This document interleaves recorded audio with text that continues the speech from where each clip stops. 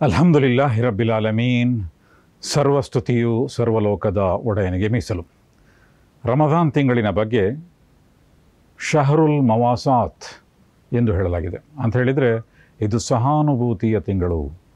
ಪ್ರವಾದಿ ಮುಹಮ್ಮದ್ ಸಲ್ಲಲ್ಲಾಹು ಅಲೈಹಿ ವಸಲ್ಲಮರ ಬಗ್ಗೆ ಹದೀಸ್ ವಚನದಲ್ಲಿ, ಪ್ರವಾದಿ ವಚನದಲ್ಲಿ ಏನು ಹೇಳಲಾಗಿದೆ ಅಂತ ಹೇಳಿದರೆ, ಪ್ರವಾದಿ ಮುಹಮ್ಮದ್ ಸಲ್ಲಲ್ಲಾಹು ಅಲೈಹಿ ವಸಲ್ಲಂ ಅವರು ಬಹಳ ಉದಾರ ವ್ಯಕ್ತಿಯಾಗಿದ್ದರು. ಆದರೆ ರಮದಾನ್ ತಿಂಗಳಿನಲ್ಲಿ ಅವರ ಔದಾರ್ಯ ಬಹಳಷ್ಟು ಹೆಚ್ಚಾಗುತ್ತಿತ್ತು.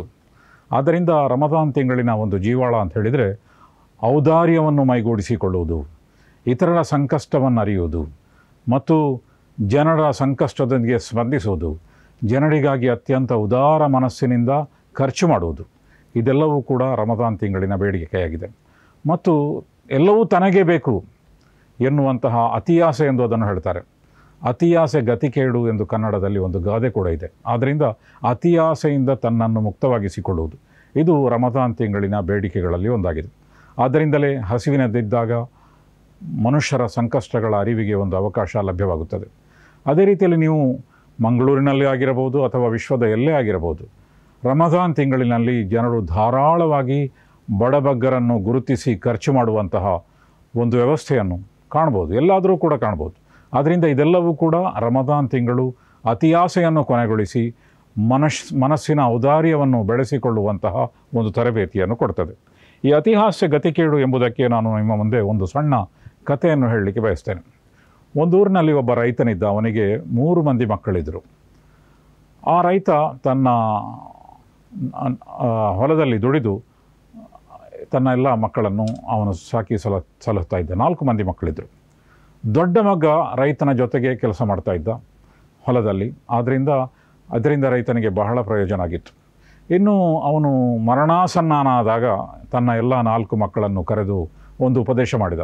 ಅದೇನು ಅಂತ ಹೇಳಿದರೆ, ನಾನು ನನ್ನ ಹೊಲದಲ್ಲಿ ದುಡಿದಿದ್ದೇನೆ, ಅದೇ ರೀತಿಯಲ್ಲಿ ನನ್ನ ದೊಡ್ಡ ಮಗ ಅವನು ನನಗೆ ಎಲ್ಲ ರೀತಿಯಲ್ಲಿಯೂ ಕೂಡ ಸಹಕಾರಿಯಾಗಿದ್ದೇನೆ. ಈ ಹೊಲದಿಂದ ಬಂದಂತಹ ಉತ್ಪಾದನೆಯಿಂದ ನಾನು ಎಲ್ಲ ಮಕ್ಕಳನ್ನು ಓದಿಸಿದ್ದೇನೆ, ಅದರಲ್ಲೂ ವಿಶೇಷವಾಗಿ ಕೊನೆಯ 3 ಮಕ್ಕಳನ್ನು. ಯಾಕಂತ ಹೇಳಿದರೆ ದೊಡ್ಡ ಮಗ ನನ್ನ ಜೊತೆ ಹೊಲದಲ್ಲಿ ಉಳಿಮೆ ಮಾಡ್ತಾ ಇದ್ದ, ತೋಟದಲ್ಲಿ ದುಡಿತಾ ಇದ್ದ. ಆದ್ದರಿಂದ ಅವನಿಗೆ ಹೆಚ್ಚು ಕಲೀಲಿಕ್ಕೆ ಸಾಧ್ಯ ಆಗಲಿಲ್ಲ. ಆದ್ದರಿಂದ ಅವನ ಮುಂದಿನ ಜೀವನದಲ್ಲಿಯೂ ಕೂಡ ಅವನೇನಾದರೂ ಮಾಡಲಿಕ್ಕೆ ಸಾಧ್ಯ ಇದ್ದರೆ ಅದು ರೈತನ ಕೆಲಸ ಮಾತ್ರ.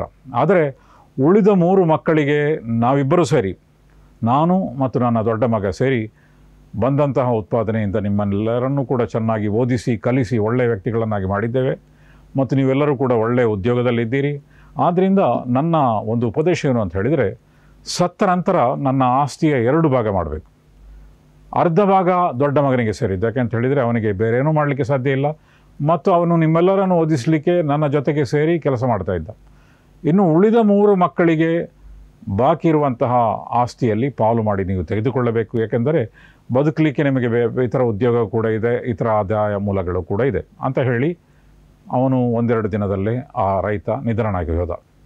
ಆದರೆ ನಿಧನಾನಂತರ ಉಳಿದ 3 ಮಕ್ಕಳು ಹೇಳಿದರು, ನಾವೆಲ್ಲರೂ ಕೂಡ ಅವರ ಮಕ್ಕಳೇ, ತಂದೆಯ ಮಕ್ಕಳು. ಆದ್ದರಿಂದ ಎಲ್ಲ ಆಸ್ತಿಯ ಎಲ್ಲ ವಸ್ತುಗಳ ಸಮಪಾಲಾಗಬೇಕು. ತಂದೆ ಹೇಳಿ ಹೋದರು, ಆದರೆ ನಾವು ಅದನ್ನು ಕಾನೂನುಬದ್ಧವಾಗಿ ನೋಡಬೇಕಾದ್ರೆ ನಮಗೆಲ್ಲರಿಗೂ ಹಕ್ಕಿದೆ. ಆದ್ದರಿಂದ ನಾವೆಲ್ಲರೂ ಕೂಡ ಅದರ ಹಕ್ಕನ್ನು ಪಡೆಯಬಯಸ್ತೇವೆ. ಕೊನೆಗೆ ದೊಡ್ಡ ಮಗನಿಗೆ ಬಹಳ ನಿರಾಶೆ ಆಯಿತು. ಆದರೂ ಕೂಡ ಅದಕ್ಕೆ ಸಿದ್ಧನಾದ. ಕೊನೆಗೆ ಇಡೀ ಆಸ್ತಿಯನ್ನು ವಿಂಗಡಣೆ ಮಾಡಲಾಯಿತು. ಆಸ್ತಿಯನ್ನು ವಿಂಗಡಣೆ ಮಾಡಿದ ನಂತರ ಉಳಿದದ್ದು ಒಂದು ಬೆಕ್ಕು ಮಾತ್ರ. ಬೆಕ್ಕಿನ ಬಗ್ಗೆಯೂ ಕೂಡ ಅವರು ಅತಿಹಾಸೆ ತೋರಿದ್ದರಿಂದ ಅದನ್ನು 4 ಜನರಲ್ಲಿ ವಿಂಗಡಿಸಬೇಕು. ಹೀಗೆ 4 ಜನರನ್ನು, ಒಂದು ಬೆಕ್ಕನ್ನು 4 ಜನರಲ್ಲಿ ವಿಂಗಡಿಸುವುದು ಹೇಗೆ? ಕೊನೆಗೆ ಅವರು ತೀರ್ಮಾನ ಮಾಡಿದ್ದೇನೆ ಅಂತ ಹೇಳಿದರೆ, 4 ಕಾಲುಗಳನ್ನು 4 ಮಕ್ಕಳಲ್ಲಿ ಅದನ್ನು ವಿತರಿಸುವುದು. ಆ ಬೆಕ್ಕಿನ ಬಲಗಡೆಯ ಮುಂದಿನ ಕಾಲು ಅದು ದೊಡ್ಡ ಮಗನಿಗೆ ಸೇರಿದ್ದು. ಅನಂತರ ಮುಂದಿನ ಎಡಗಾಲು ಅದು ಅನಂತರದ ಮಗನಿಗೆ ಸೇರಿದ್ದು. ಹಿಂದಿನ ಕಾಲುಗಳು ಹಿಂದಿನ ಬೇರೆ 2 ಮಕ್ಕಳಿಗೆ ಸೇರಿದ್ದು. ಹೀಗೆ ಅವರು ವಿಂಗಡಣೆ ಮಾಡಿದರು. ಆದ್ದರಿಂದ ಒಂದು ಕಾಲಿಗೆ ಏನಾದರೂ ನೋವಾದರೆ ಅದು ಯಾರ ಕಾಲಾಗಿದೆಯೋ ಅಥವಾ ಆ ಕಾಲು ಯಾವ ಮಗನಿಗೆ ಸೇರ್ತದೋ ಅವನೇ ಅದರ ಶುಶ್ರೂಷೆ ಮಾಡಬೇಕು ಇತ್ಯಾದಿ ತೀರ್ಮಾನ ಆಯಿತು. ಹಾಗೆ ದಿನ ಕಳೀತಾಯಿತು. ಒಂದು ದಿನ ಬೆಕ್ಕು ಇಲಿ ಹಿಡಿಯಲಿಕ್ಕೆ ಹೋಗಿ ಒಂದು ಕಡೆ ಹಾರಿದಾಗ ಅಲ್ಲಿ ಅದಕ್ಕೆ ಒಂದು ಮುಳ್ಳು ಚುಚ್ಚಿತು.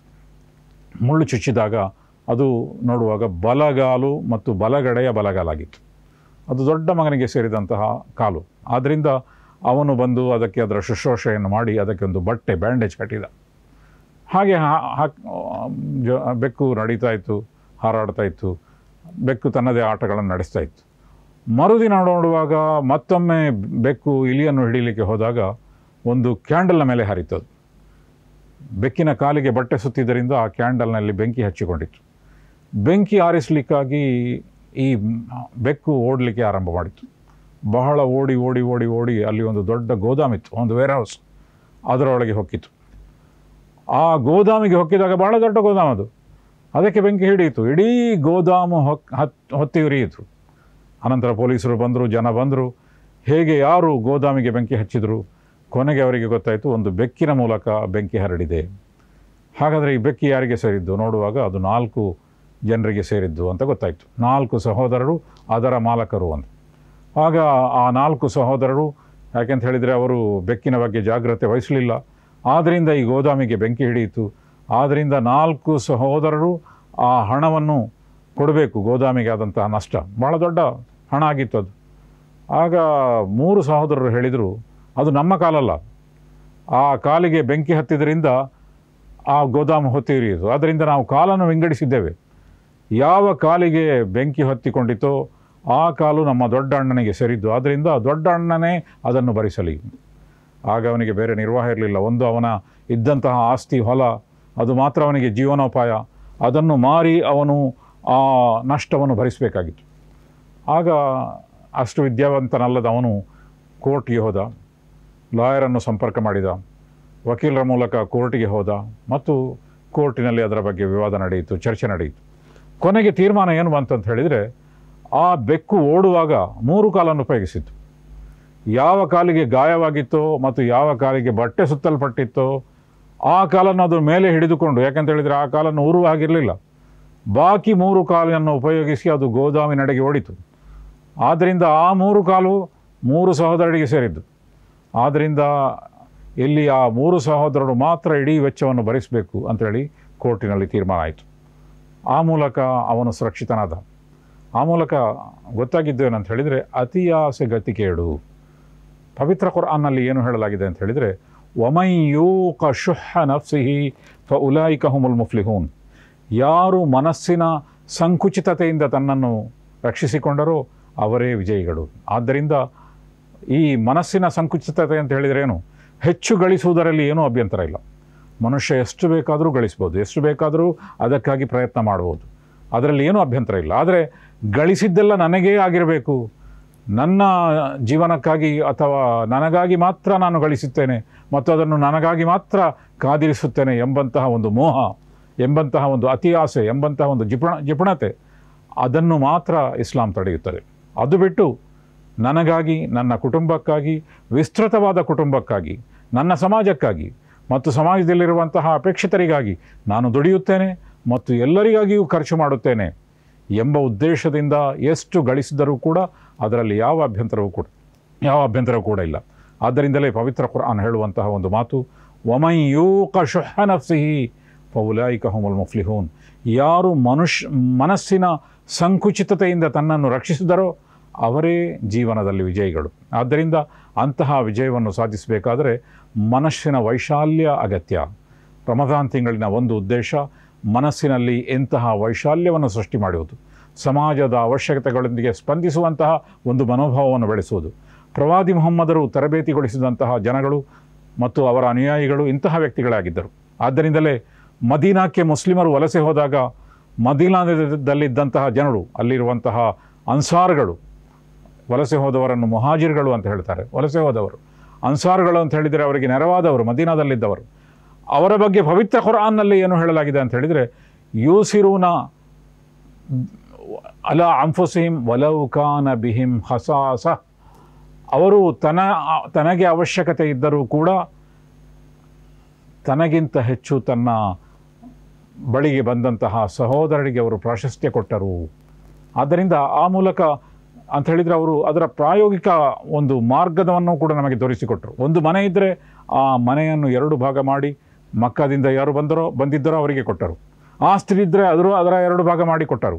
ಹೀಗೆ ಜಗತ್ತಿನ ಇತಿಹಾಸದಲ್ಲಿ ಎಲ್ಲಿಯೂ ಕೂಡ ಆಸ್ತಿಯ ವಿಂಗಡಣೆ ನಡೆದಿರಬಹುದು ತಂದೆ ಮಕ್ಕಳ ನಡುವೆ. ಆದರೆ ಒಂದು ಸಿದ್ಧಾಂತಕ್ಕಾಗಿ ಮತ್ತು ಸೈದ್ಧಾಂತಿಕವಾದ ಬದ್ಧತೆಗಾಗಿ ಮತ್ತು ವಿಶ್ವಾಸಕ್ಕಾಗಿ ವಿಶ್ವಾಸದ ಆಧಾರದಲ್ಲಿ ಸಹೋದರರು ಮತ್ತು ಸಹೋದರಿಯರು ಎಂದು ಕರೆಯಲ್ಪಟ್ಟಂತಹ ಜನರಿಗಾಗಿ ಸಮಪಾಲು ಮಾಡಿ ವಿತರಣೆ ಮಾಡಿದಂತಹ ಒಂದು ಉದಾಹರಣೆ ಇದ್ದರೆ ಅದು ಇಸ್ಲಾಮೀ ಚರಿತ್ರೆಯಲ್ಲಿ ಮಕ್ಕಾದಿಂದ ಮದೀನಾಕ್ಕೆ ವಲಸೆ ಹೋದಂತಹ ಸಂದರ್ಭದಲ್ಲಿರುವಂತಹ ಒಂದು ಉದಾಹರಣೆ. ಆ ವಿಶಾಲತೆಯನ್ನು ಅವರು ಹೇಗೆ ಬೆಳೆಸಿದರು? ಇಂತಹ ಬೋಧನೆಗಳ ಮೂಲಕವೇ ಬೆಳೆಸಿದರು. ಆದ್ದರಿಂದ ರಮಜಾನ್ ತಿಂಗಳು ಕೂಡ ಇಂತಹ ವೈಶಾಲ್ಯವನ್ನು, ಮನೋವೈಶಾಲ್ಯವನ್ನು ಮತ್ತು ಜನಸ್ಪಂದನವನ್ನು ಮತ್ತು ಮನುಷ್ಯರ ಅವಶ್ಯಕತೆಗಳೊಂದಿಗೆ ಸ್ಪಂದಿಸುವಂತಹ ಅತ್ಯಂತ ಒಂದು ರೀತಿಯ ಸಹಾನುಭೂತಿ ಇರುವಂತಹ ಮನಸ್ಸನ್ನು ಅದು ಬೆಳೆಸಬಯಸುತ್ತದೆ. ಆದ್ದರಿಂದಲೇ ರಮಜಾನ್ ತಿಂಗಳಿಗೆ ಶಹರುಲ್ ಮವಾಸಾತ್, ಸಹಾನುಭೂತಿಯ ತಿಂಗಳು ಎಂಬ ಹೆಸರು ಬಂದಿದೆ. ಸರ್ವಸ್ತುತಿಯು ಸರ್ವಲೋಕದ ಒಡೆಯನಿಗೆ ಮೀಸಲು.